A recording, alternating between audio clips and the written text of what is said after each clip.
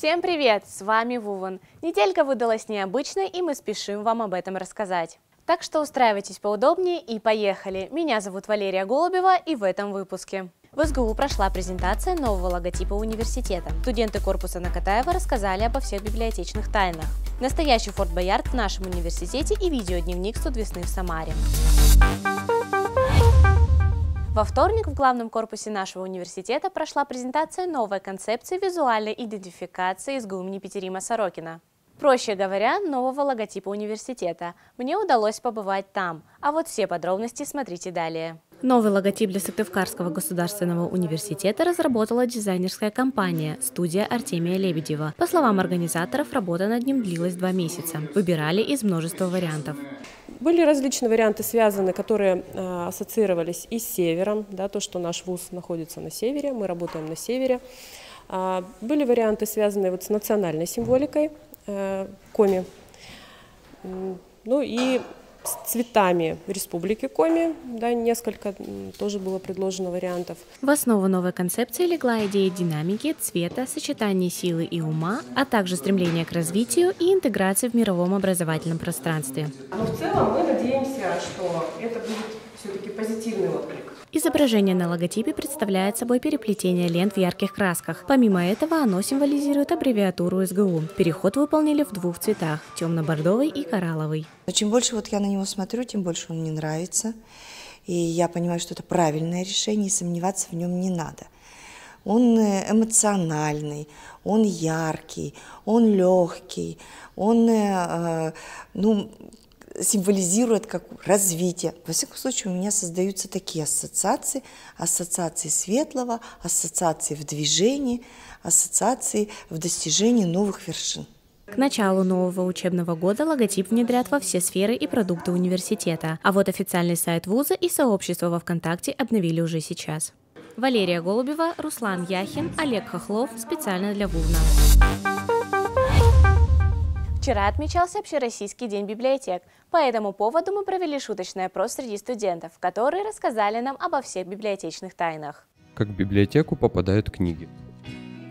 Думаю, почкованием от уже существующих книг. Приезжают из других мест. Это тайна, кто-то же должен был собрать все эти книги, структуризировать, разложить их по алфавиту, поэтому на самом деле это действительно тайна века, которую мы не узнаем. Что будет с теми, кто вовремя не возвращает книги в библиотеку? Они сгорят, как 2-й том «Мертвых душ» у Гоголя. Вот. Умрут? Откуда мы знаем? Они даже не попадали. Мы даже не видели после того, как они не возвращали книги. Они пропадают ровно вместе с книгами. Об этом история умалчивает. Почему в библиотеке книги бесплатно отдают? Библию. Это Божий дом, Бог не берет денег, но если это не десятичная плата. Потому что знания в России бесплатные. Стоимость — это ваши мозги. Мучения всегда бесплатные. Какое оружие есть в любой книге? Слово. Берешь потяжелее книгу, бьешь по лицу. Вот, это будет лучший результат, как использовать книгу как оружие против людей. Смерть любимого персонажа убивает наповал. Идеология. Бумага. Ей можно порезаться. Чаще всего в библиотеке работают женщины, а куда делись библиотекари-мужчины? Библиотекари-мужчины таскают книги в это время. Сошли с ума. А вот действительно, ведь мужчин вообще нет. Наверное, женщины просто монополизируют и забирают всю возможность, всю власть книг себе. Вот знаете, как самки богомола, вот что-то примерно такое же. О чем, возможно, мечтают библиотекари? О том, чтобы больше людей приходили к ним. Брак с книгами. Законный брак с книгами. Чтобы приходило больше читателей, и им не было так скучно на работе. О том, чтобы книги сами забивались в электронную базу. Об отдыхе, о тишине и покое. Почему в библиотеке всегда так тихо, и когда уже в библиотеке можно пошуметь? Шуметь там нельзя. Надо концентрироваться на книжке и на содержании. Каждый знает, что библиотекари каждую ночь устраивают рейв. Это, общеизвестный факт. А тихо там, потому что библиотекари отходят после вечеринок. Пошуметь можно всегда, но не стоит этого делать. Когда в библиотеке пошуметь, мне кажется, во время каких-то дискуссий. А почему всегда так тихо? Ну, потому что это с точки зрения уважения к читателям. Вам когда-нибудь приходилось работать в экстремальных условиях? А вот нашей команде да. Ведь на этой неделе в университете прошел настоящий Форт Боярд. Подробнее в сюжете Богданы Акопян.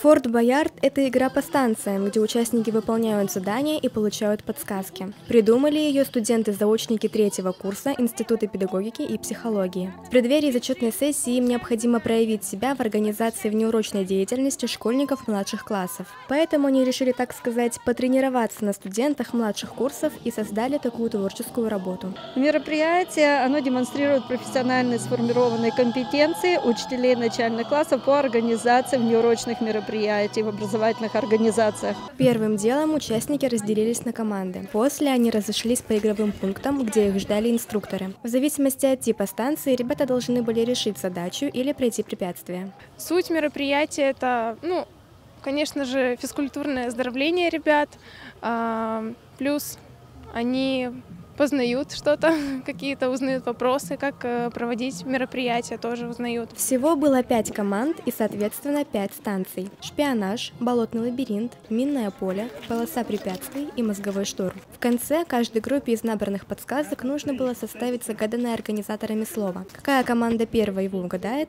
та и победит. Интересная была эстафета, где нужно было провести всей группой человека по лабиринту. По результатам всех испытаний победила команда «Нон-стоп». Именно она по подсказкам угадала слово, которое загадали организаторы. Паролем к победе стала любовь. Если честно, я сюда попал по приглашению своих друзей. Я до конца не понял вообще, как на самом деле здесь очутился, но мне игра понравилась. Слава богу, мы выиграли 1-е место. Тут достаточно интересно было. В качестве награды победителям вручили сладкие пироги, а всем остальным ребятам – сертификаты участника. Богдана Акопян, Полина Холодова, Андрей Мишарин специально для Вувна. Гип-гип, ура! Наши корреспонденты вернулись со Студ весны, и им есть что показать. Только для зрителей Вувна видеодневник юбилейного 30-го Всероссийского фестиваля «Российская студенческая весна» прямо сейчас.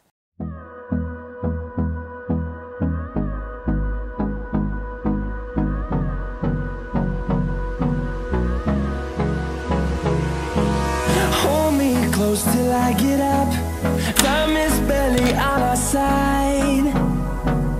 I don't wanna waste what's left. The storms we chase are leading us, and love is all we'll ever trust. Yeah, no, I don't wanna waste what's left. And on we'll go, through the wastelands, through the highways, till my shadow turns to sun rays. And on we'll go, through the wastelands, through the highways. And on we'll go.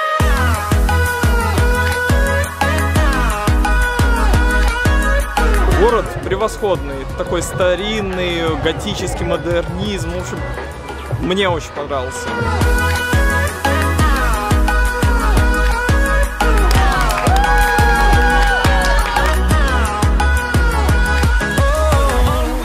Здесь мы видим художников, которые рисуют на машинах. Я не помню текст вообще.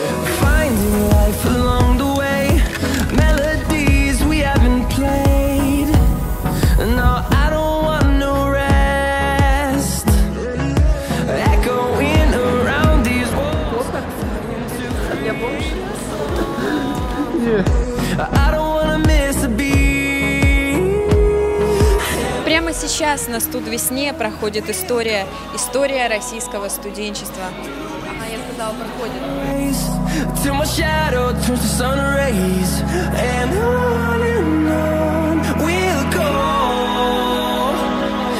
Вы показываете, вот это вот все вы снимаете, это же так бесит.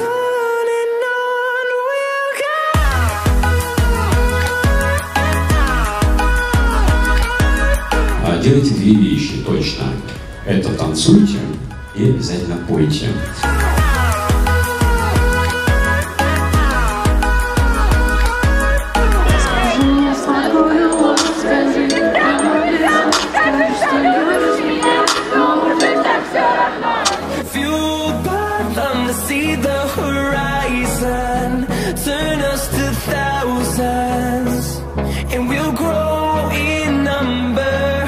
Этот последний глоток ромашкового чая за каждого из вас.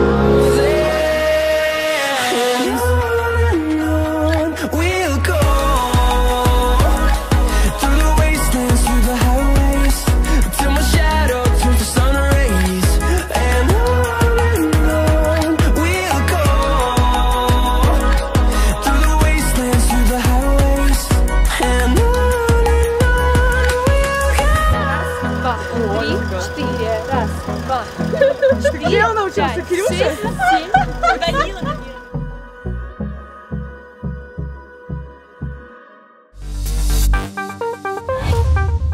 На сегодня все. Желаем вам хороших выходных и отличного настроения. И да, не забывайте готовиться к сессии. Она-то ведь совсем близко. Всем пока-пока!